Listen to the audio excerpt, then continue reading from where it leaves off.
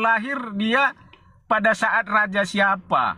Lalu mereka bertanya, menjawab nggak jelas, nggak ada yang pasti. Lalu begini Pak Cakra, 2 minggu yang lalu saya mendengar pernyataan Pak Cakra, bahwasannya, ini maaf nih, tolong saya dikoreksi Pak Cakra, bahwasannya Pak Cakra mengatakan Nabi Muhammad itu fiktif. Lalu saya berpikir dalam hati, ini Bapak ini kok lantang sekali. Saya nggak memandang latar belakang dari mana Bapak. Ini berani sekali ini. Ini dalam pikiran saya begini Pak Cakra. Ini Bapak ini sama dengan Al-Qasemi. Al-Qasemi saya baca sejarahnya Pak Cakra. Ini luar biasa ini. Seorang Muslim yang taat. Membuat buku-buku sejarah tentang Muslim. Tapi di saat dia paham tentang agama itu, dia meninggalkan agama itu Pak Cakra. Jadi saya teringat tentang sejarah yang saya baca dengan Pak Cakra. Jadi pertanyaan saya begini Pak Cakra. Menurut pandangan Pak Cakra ini teman-teman Muslim tolong saya jangan dihujat. Ini saya bertanya dan mari kita berdiskusi dengan baik. Lapangkan dada, lebarkan pintu hati. Menurut pandangan Pak Cakra, sebenarnya Nabi Muhammad ini fiktif atau memang nyata? Karena setiap ustadz saya tanya nggak jelas, berbeda. Apologet yang saya tanya, mau si Rifa, mau siapapun itu, selalu itu berkelit. Jadi ini saya tahu ini, si Rifa dan si Juma pasti, si Nandar pasti ada ngintip ini. Pasti ngintip dia ini, ya. Jadi menurut Pak Cakra ini, pandangan Pak Cakra selama Bapak mempelajari agama tersebut, dia ini, sosok ini fiktif atau nyata Pak Cakra? Hanya itu Pak Cakra yang perlu saya pertanyakan Pak Cakra. Sekian dan terima kasih Pak Cakra. Wassalam. Baik. Terima kasih Pak Sony, menarik. Terima kasih banyak atas pengalaman Anda dalam belajar tentang Islam ya. Jadi persoalan pernyataan saya belakangan ini tentang Nabi Muhammad adalah fiksi. Ini menurut 2 sumber, yaitu Al-Quran dan hadis. Kalau kita bicara tentang status Nabi Muhammad yang ada dalam agama Islam, 2 sumber Al-Quran dan hadis adalah sumber yang paling utama di antara sumber-sumber lain. Artinya, kalau ada sejumlah buku yang dikarang oleh sejumlah orang tentang Nabi Muhammad, misalkan Michael Hart yang menulis 100 tokoh terkenal di dunia, Karen M. Strong, dan lain-lain lah, banyaklah lain-lain. Tidak sebanding dengan Al-Quran dan hadis. Kalau kita mau tahu tentang status Nabi Muhammad yang ada dalam agama Islam itu apa? Hanya Al-Quran dan hadis menurut saya yang sangat kuat, yang bisa menerangkan status Muhammad yang ada dalam agama Islam. Jadi menjawab pertanyaan Anda, bahwasanya yang saya mengerti menurut keterangan yang sudah saya dapat, yang pertama menurut Al-Quran, Al-Quran menolak konsep Nabi terakhir. Jadi tidak ada dalam Al-Quran itu Nabi yang diutus kemudian hanya Nabi Muhammad ini adalah Nabi terakhir dan Rasul terakhir. Nah, kenapa Al-Quran menolak konsep-konsep yang demikian? Karena sangat bertentangan dengan prinsip alam. Itu jawabannya. Nah, kemudian kalau kita mau jabarkan, apa sih yang dibawa oleh Nabi Muhammad ini yang sehingga Al-Quran ini menolak? Jadi, yang pertama, Nabi yang ada dalam agama Islam itu bukan sesuatu yang bisa difaktwalkan dalam alam, tetapi hanya keyakinan buta saja. Itu aja, tidak lebih dari itu. Kemudian, hadis-hadis yang ditulis dalam kitab hadis, ya kan, baik itu Al-Bukhari, baik itu Muslim dan lain-lain, itu bukan ditulis oleh sesosok yang dimaksud.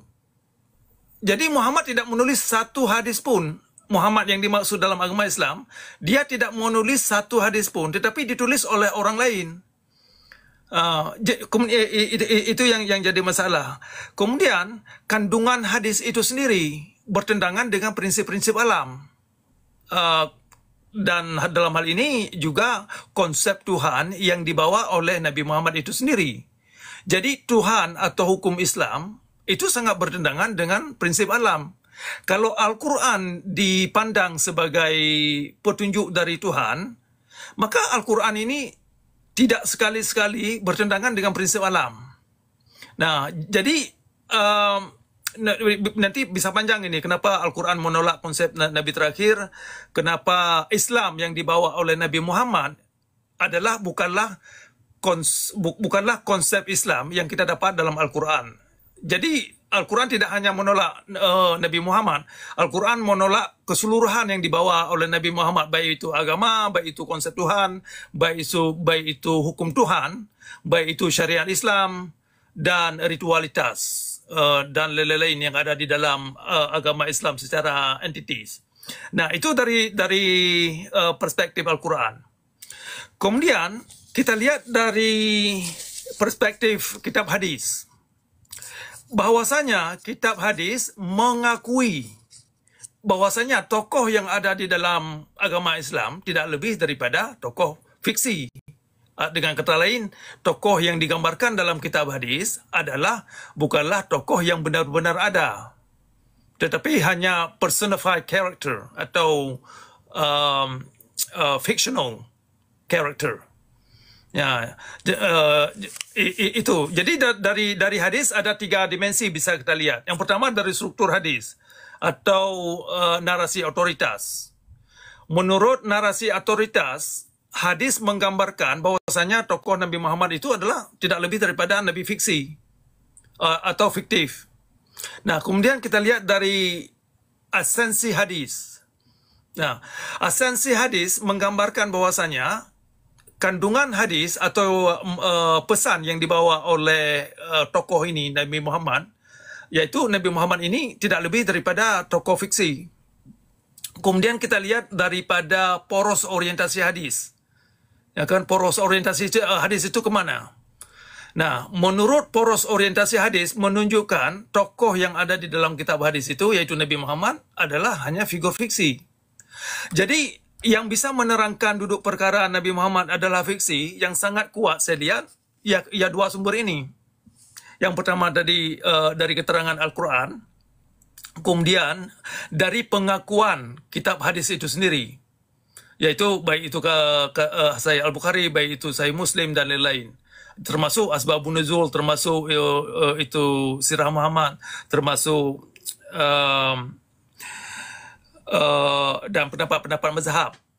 Nah, jadi kalau ada orang Islam ingin menjawab apa yang Anda tanyakan, apa Muhammad itu fiksi atau tidak, mereka tidak bisa menjawab. Kalau mereka bisa menjawab, itu pun mereka karang-karang. Menurut penulis seperti Michael Hart, seperti yang kalau Anda baca buku Michael Hart tentang Muhammad yang ditaruh di nomor 1, dia mengatakan hanya mengulang apa yang sudah ada di dalam masyarakat Islam, yaitu apa yang diterangkan oleh kaum ulama. Ya, jadi itu persoalannya. Makanya kalau Anda tanya kepada orang-orang yang misalkan para ustadz ya tentang persoalan apa Muhammad itu fiksi, mereka tidak akan bisa memberi jawaban secara jujur. Kalau mereka tunjukkan jawaban secara jujur, mereka ini akan bertentangan dengan syariat Islam, atau nanti sudah dianggap mereka tidak punya iman dan lain-lain, dan mereka tidak bisa melangkah ke situ. Ya, paling mereka nanti mengungkapkan, oh kan ada Muhammad ini ada kuburan di sana di Mekah. Oh kan ada Muhammad ini ada agama yang dibawa yaitu agama Islam. Oh kan ada Muhammad ini sejumlah kitab hadis. Nah, jadi alasan-alasan demikian. Jadi bukan alasan secara arkeologi ya yang bisa dibuktikan. Tetapi hanya berdasarkan alasan yang bermuara kepada narasi-narasi yang sudah terbangun dalam masyarakat Islam, yaitu ya dari mulut ke mulut, atau cerita-cerita yang sudah dari nenek moyang, kemudian dari sahabat, dan itu pun hanya melalui keyakinan belaka, bukan proses yang bisa difaktualkan secara arkeologis. Nah, itu persoalannya, sehingga sangat saya melihat kalau para cendekiawan Muslim ingin menyanggah apa yang saya katakan selama ini tentang persoalan Nabi Muhammad adalah fiksi, mereka tidak bisa menunjukkan secara objektif yang konkret bahwasanya Nabi Muhammad ini benar-benar ada. Tidak bisa. Nah, itu persoalannya. Saya lebih melihat daripada apa yang diberikan oleh keterangan menurut Al-Quran, bahwasanya Al-Quran menolak konsep Nabi terakhir. Artinya itu Al-Quran juga menolak seluruh komponen yang dibawa oleh Nabi tersebut, ya, termasuk Islam, termasuk hukum Tuhan, termasuk syariat Islam, ya, termasuk Nabi itu sendiri. Kemudian sekali lagi, menurut kitab hadis itu sendiri mengakui atau menggambarkan bahwasanya Nabi yang diterangkan di dalam kitab hadis, ya, tidak lebih daripada Nabi fiksi atau seseorang yang memang fiktif, tidak benar-benar pernah ada pada masa lalu. Ya, demikian Pak Sony. Halo Pak Cakra. Ya. Baru yang kedua Pak Cakra, boleh ya Pak Cakra, satu kali lagi? Oke, ya boleh. Ya. Yang kedua, sebentar ya Pak Zuri ya, sebentar ya, ini, ya, oke, silakan ya Pak Sony ya, silakan. Yang kedua, pernyataan Pak Cakra ini beberapa hari ini booming sekali di media sosial ini. Yang boomingnya ini tentang pernyataan Pak Cakra, tolong saya dikoreksi, pernyataan Pak Cakra tentang menceraikan Al-Quran dengan hadis. Ini pernyataan yang spektakuler yang luar biasa ini. Di sisi lain ada yang tersakiti, di sisi lain ada memang harus. Jadi teman-teman Muslim yang di bawah, ini saya bertanya, Pak Cakra menjawab, dan Pak Cakra mengembalikan kembali kepada kalian untuk menjawab. Begitu. Jadi saya bertanya, jadi menurut Pak Cakra ini, apa alasan Pak Cakra, ya? Alasan Pak Cakra mengatakan bahwasannya Al-Quran ini harus diceraikan dengan hadis. Ini luar biasa, ini berat saudara, berat. Ya. Jadi pernyataan itu yang terakhir, pertanyaan itu yang terakhir Pak Cakra yang ingin saya pertanyakan kepada Pak Cakra. Terima kasih Pak Cakra, silakan. Oke, baik. Ya, itu penting ya.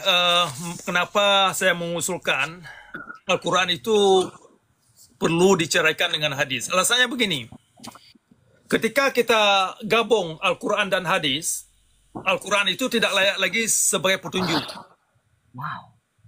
Al-Quran itu tidak bisa menunjuk seseorang kepada kebenaran untuk memberdayakan suara hati dan akal pikiran. Jadi Al-Quran itu malah berbahaya. Makanya Al-Quran ketika digabung dengan hadis, itu Al-Quran itu lebih membawa kepada kemudaratan atau keburukan. Makanya kalau Anda perhatikan, kenapa kaum ulama itu yang sudah rajin sembahyang, rajin puasa, sudah naik haji, kok mereka ini jadi orang jahat dalam beragama, terutama di dalam kerangka syariat Islam? Ya, jawabannya sederhana aja. Al-Quran itu tidak lagi bisa membawa mereka kepada orang baik-baik. Nah, itu jawaban singkatnya. Jadi Al-Quran itu ketika digabung dengan hadis, ada sebahagian ayat Al-Quran itu yang baik diamal, perlu diamal dan baik diamal. Tetapi ketika dibawa kepada hadis, ayat-ayat yang bagus itu langsung ditolak. Jadi racun. Jadi racun. Misalkan ya.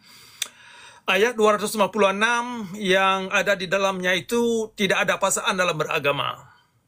Ya kan? Padahal itu bagus, karena itu bisa menciptakan toleransi beragama, bisa menciptakan kita ini untuk berdialog, bisa menciptakan kita ini untuk kritis, ya kan? Banyak hal yang sangat bagus itu di dalam tidak ada paksaan dalam beragama. Nah, tetapi ayat itu ketika digabung dengan hadis, ayat itu malah terbalik artinya.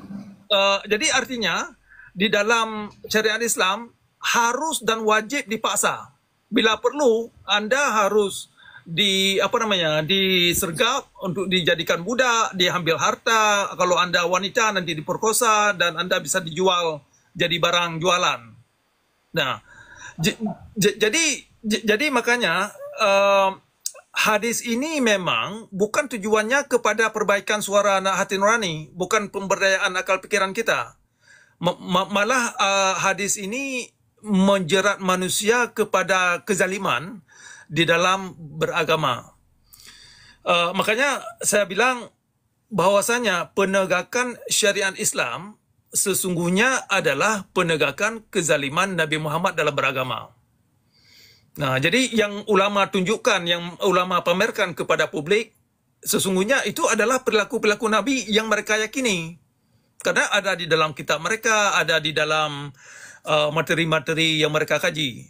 Jadi kaum ulama tidak bisa lagi bersembunyi di belakang layar. Oh, saya ini cuma sekedar oknum. Enggak bisa lagi. Karena yang ketika mereka menggunakan nama Tuhan atau syariat Islam, maka yang mereka tunjukkan adalah perangai Nabi.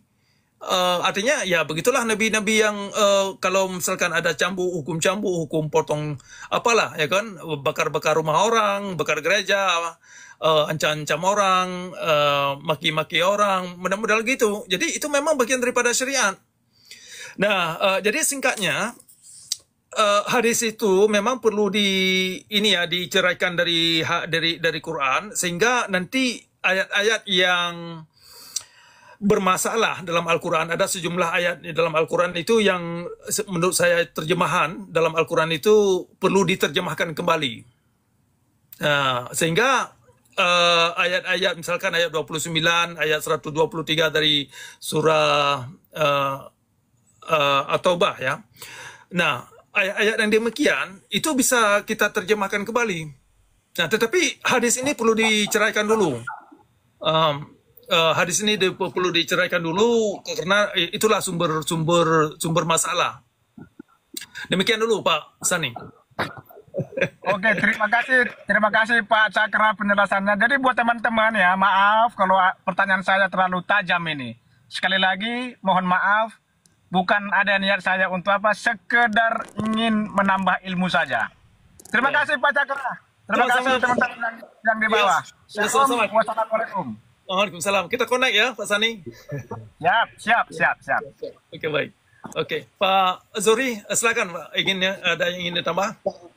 Ya, ini menanyakan aja sih ke Pak Cakra. Kalau istilahnya... Mohon maaf Pak Zuri. Sebentar. Pak Cakra, saya izin sebentar Pak Cakra ya. Selamat pagi Pak Cakra. Selamat pagi. Teman-teman, pagi Pak Zuri, Pak Soni. Teman-teman yang di bawah, saya minta tolong supaya komalnya Pak Cakra ini banyak yang menonton. Tolong bantu tap-tap layar, absen-absen, dan bantu posting ulang sebanyak-banyaknya ya teman-teman ya. Supaya banyak yang mendengar tentang komal Pak Cakra. Dan teman-teman yang lain juga kalau mau berdiskusi silakan berdiskusi.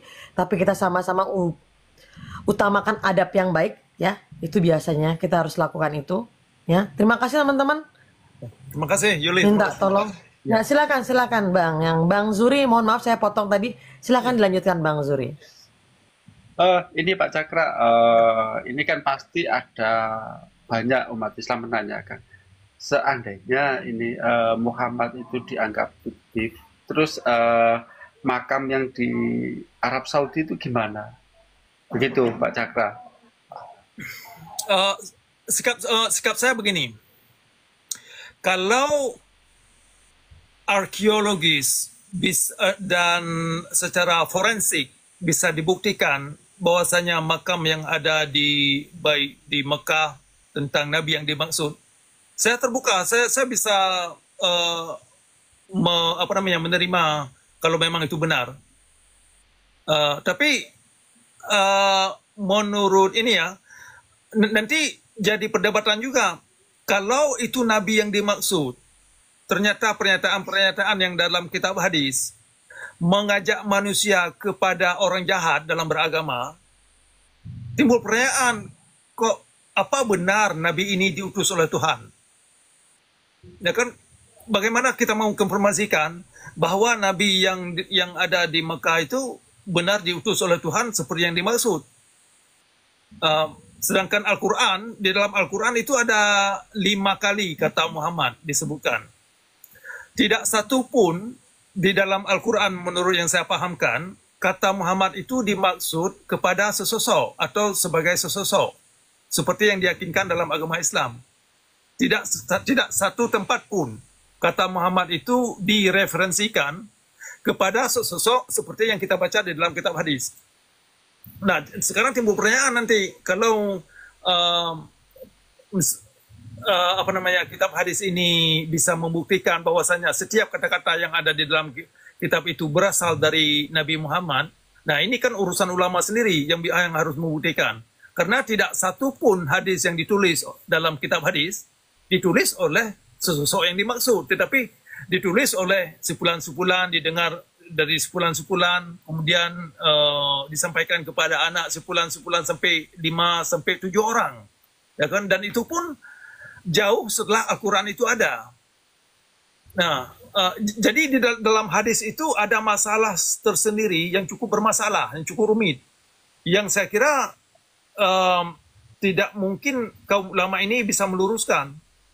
Nah, jadi persoalan tadi, misalkan kalau ada kuburan di Mekah Nabi Muhammad itu ternyata benar ada, ya harus kita hidupkan jasad itu, ya kan? Harus bisa kita hidupkan jasad itu untuk kita pertanyakan langsung. Jadi bukan lagi menurut sepulan-sepulan. Jadi kita tanyakan, hei Muhammad, apa benar ini hadis yang kamu tulis? Sehingga kita bisa dengar langsung. Kalau enggak, kita bisa enggak tahu pun kalau setiap hadis ini ditulis oleh sesosok yang dimaksud. Jadi ini ya, sangat jauh kemungkinan bahwasanya Nabi yang ada di kuburan di Mekah itu bisa meluruskan, bisa memfaktualkan sesosok yang dimaksud itu, yang diyakinkan dalam agama Islam itu memang tubuhnya itu adalah benar adanya. Tetapi saya sangat meragukan, sangat-sangat meragukan keabsahan dan substansi, tidak hanya secara tubuh ya, tetapi secara pesan, message, ya kan? Message yang disampaikannya itu. Kalau memang Al-Quran ini sudah lengkap, ngapain harus ada hadis? Ngapain harus ada hadis? Kemudian dalam Al-Quran itu tidak ada konsep sunnah Muhammad. Yang ada sunnatullah, itu yang ada. Jadi sekarang terserah kaum ulama harus mempertanggungjawabkan dari mana ini konsep Muhammad, sunnah Muhammad. Gitu dulu Pak Zuri. Saya tambahin, apa ini juga menjawab ini, pada zaman pertama Al-Quran turun itu kan tidak ada seperti Imam Syafi'i, Maliki, Hambali, Hanafi, seperti itu. Sehingga kan umat Islam itu banyak berbeda pandangan itu ketika setelah 4 imam ini lahir ya. Sehingga kan kita jadi terpecah belah. Apa yang dimaksud Pak Cakra ini menjawab ini? Ulama menjadi pemecah belah umat itu atau gimana Pak Cakra? Bisa jadi, bukan bisa jadi ya, karena kenyataannya sudah memang demikian. Jadi ulama ini dan para mazhab bagian daripada agama Islam yang di dalamnya itu hanya mengandung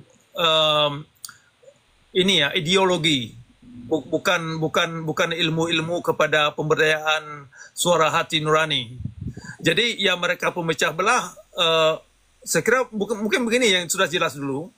Mereka para mazhab ini dan termasuk tokoh-tokoh lain, misalkan Imam Al-Ghazali, mereka ini adalah tokoh-tokoh yang mencoba menegakkan Islam ini kepada ideologi, sebagai ideologi, bukan sebagai sumber akhlak, bukan sebagai sumber pemberdayaan suara hati dan akal. Nah, makanya di dalam Islam itu ada konsep ilmu agama itu lebih penting daripada ilmu pasti.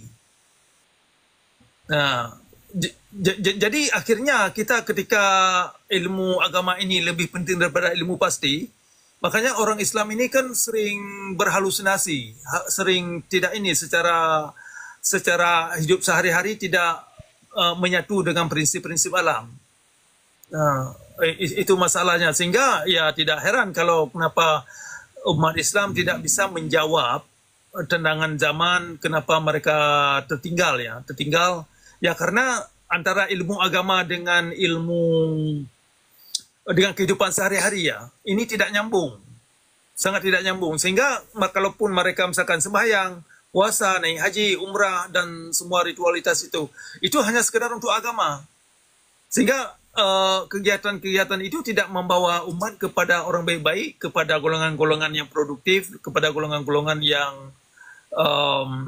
manusiawi, kepada golongan-golongan yang bisa memberi kontribusi kepada masyarakat dan kepada negara. Tetapi mereka hanya bisa ya menghabiskan waktu di dunia ini ya bikin rusuh, bikin masalah kebanyakan. Ini mungkin menyambung ke itu kan, kalau di Islam itu ada dalil nakli dan dalil akli ya. Mungkin yang kurang kita terapkan itu yang akal. Jadi pola pikirnya yang kurang diterapkan oleh umat Islam sehingga terpakunya pada dalil nakli aja. Itu yang bikin kita itu terkotak-kotak, kurang maju. Sedangkan sebenarnya itu ada dalil akal, itu yang tanpa batas. Itu yang istilahnya pakai akal juga, pakai hati nurani. Dan alam semesta itu juga butuh dipikir akal untuk kemajuan umat Islam itu sendiri. Itu mungkin Pak Cakra, tambahan dari saya. Iya. Persoalannya begini.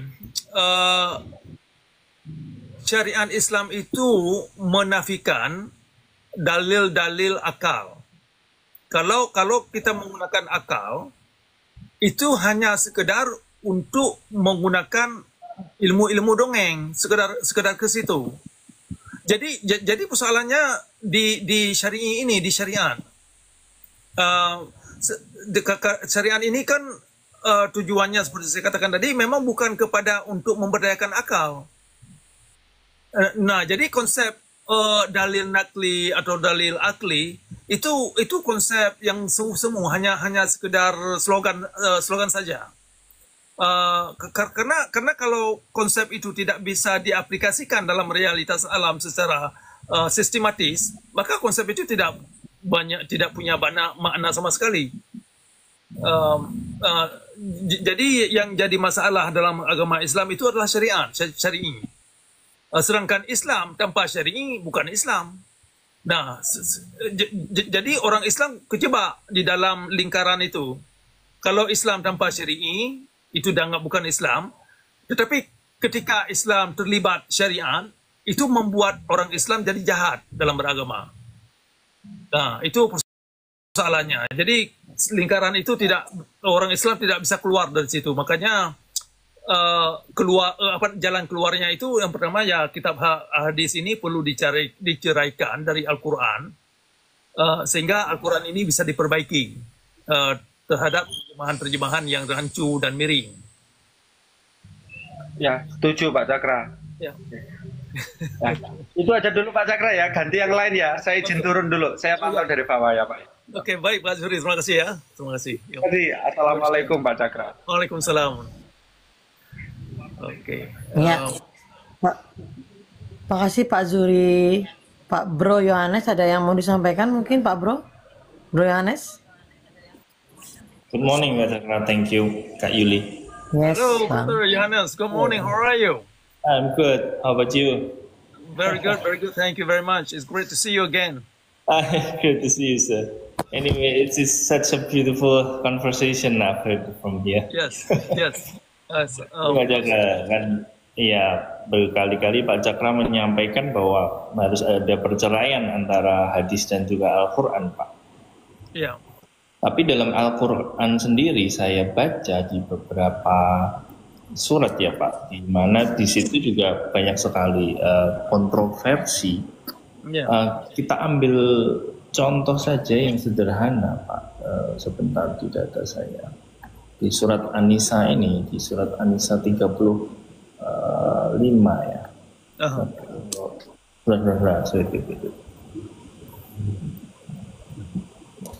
Sorry, An-Nisa 34. Di situ ada pernyataan bahwa seorang laki-laki itu boleh memukul istrinya, gitu kan? Ya, ya. Itu bagaimana menurut Pak Cakra dalam perspektif Islami, gitu Pak? Itu yang pertama. Kemudian yang kedua itu juga masih berkutat di surat An-Nisa juga Pak. Disampaikan bahwa sekiranya Al-Quran itu bukan berasal dari Allah, maka pastilah ditemukan banyak hal yang bertentangan. Ternyata ada kontradiktif di dalam isi Al-Quran itu sendiri Pak. Nah, kontradiktif itu sendiri disampaikan berkali-kali dan berulang-ulang sehingga bagi yang membacanya saja Pak, membaca secara sederhana itu menjadi bingung Pak. Di satu surat mengatakan A, ya, di satu surat yang lain mengatakan B. Jadi banyak sekali kontroversi. Itu dalam Al-Quran sendiri. Belum ditambah banyak hal atau banyak hadis yang sangat kontroversial isinya. Banyak sekali komal-komal yang sudah menyampaikan isi-isi hadis tersebut. Nah, dari Pak Cakra bagaimana pandangannya Pak antara Al-Quran ini dan juga dari sisi hadis yang justru menurut saya banyak orang kebingungan, bahkan cara memahami dengan sangat amat sederhana pun itu sulit sekali Pak. Ya. Itu saja mungkin Pak awal ya, kita awal. Terima kasih. Ya.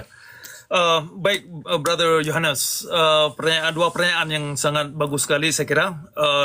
Yang pertama, ayat 34 dari surah An-Nisa ya, persoalan doraba yang sering diterjemahkan pukul istrimu.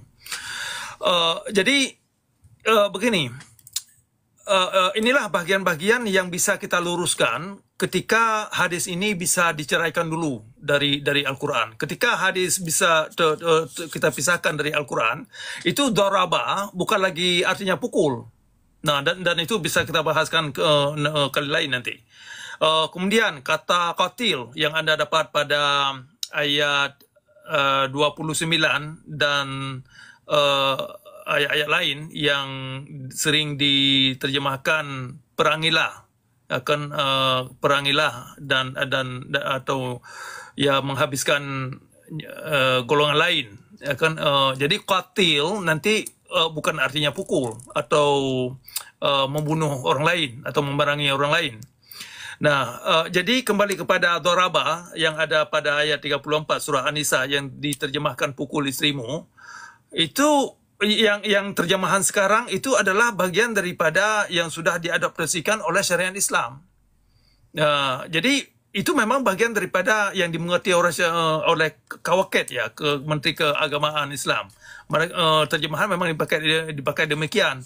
Ini orang Arab itu sendiri mengerti ayat ini memang demikian. Makanya Al-Quran itu ada sejumlah ayat yang bisa dimengerti dengan bahasa Arab, tetapi banyak hal yang tidak bisa dimengerti oleh orang Arab atau bahasa Arab. Jadi Al-Quran itu perlu diterjemahkan dalam dimensi ranah alam, sehingga nilai-nilainya itu universal. Jadi Al-Quran itu bukan lagi nanti diturunkan oleh Nabi Muhammad, hanya Muhammad sendiri yang bisa mengerti tentang ayat-ayat Al-Quran. Nah, itu yang sejauh ini Al-Quran itu tidak layak sebagai petunjuk yang sudah kita lihat. Jadi kemudian pertanyaan yang kedua yang Anda tanyakan tentang ada dari dalam surah An-Nisa yang sama tentang kalau Al-Quran ini tidak datang dari Allah, akan Anda temukan banyak kontradiksi. Nah, klaim itu perlu kita kritik kembali. Kalau terjemahan yang sudah ada seperti sekarang ini, maka kontradiksi itu banyak sekali, luar biasa banyak. Dan kita tidak bisa membahas dalam satu malam. Begitu banyaknya masalah-masalah yang kontradiksi. Ya kan? Contoh kecil ya, contoh kecil. Ayat 15 dari surah Al-Isra. Di bagian ayat itu diterjemahkan begini. Konsekuensi yang dialami oleh manusia hanya terjadi ketika datangnya Nabi Muhammad. Nah, itu cukup bermasalah dalam alam. Seolah-olah seolah-olah begini, sebelum datangnya Nabi Muhammad, air kalau kita tuangkan seolah-olah air itu tidak mengalir ke daratan yang rendah. Artinya dulunya sebelum datang Muhammad, akhirnya itu tidak berlaku yang demikian. Nah, jadi banyak sekali terjemahan-terjemahan yang ada dalam Al-Quran itu bertentangan kalau kita gunakan terjemahan sekarang. Kemudian persoalan jilbab yang sudah sangat banyak dibahaskan. Nah, jilbab itu dipaksa, itu sangat bertentangan dengan Al-Quran itu sendiri. Kalau memang Al-Quran ini tujuannya kepada akhlak. Jilbab itu tidak bisa menciptakan orang baik-baik yang sudah kita lihat. Ya kan, jadi jilbab itu hanya apa ya? Bukan berarti Anda tidak bisa pakai jilbab, silakan. Tetapi jilbab itu bukanlah satu etika atau satu perwujudan kepada akhlak.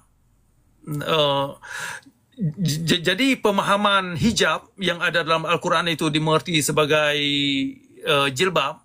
Nah, itu bermasalah. Dan bertentangan dengan ayat lain nanti, misalkan ayat 20 kalau nggak salah 26 dari surah Al-A'raf, tentang bahwasanya yang mengatakan sebaik-baik dan seindah-indahnya pakaian adalah akhlak. Jadi hiasilah dirimu dengan akhlak yang bagus, yang indah. Nah, itu baru universal. Tetapi kalau kita kaitkan dengan jilbab atau kerudung, nah itu nggak nyambung. Nah, jadi banyak sekali memang dalam Al-Quran terjemahan sekarang yang bertentangan antara satu bagian dengan bagian yang lain. Jadi pernyataan yang Anda sebutkan tadi bahwasanya kalau Al-Quran ini tidak datang dari Allah dan akan banyak kontradiksi di dalamnya, itu perlu dikaitkan dengan konsep pemikiran manusia itu sendiri. Nah, itu baru tepat.